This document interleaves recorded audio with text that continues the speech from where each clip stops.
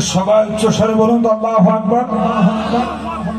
5ই আগস্টের পরে আমি দেখছি আপনাদের সাউন্ড আরো কমে গেছে, কারণ বুঝতেছি না।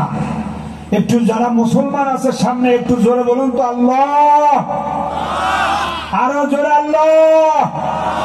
এবার বলে আল্লাহু আকবার।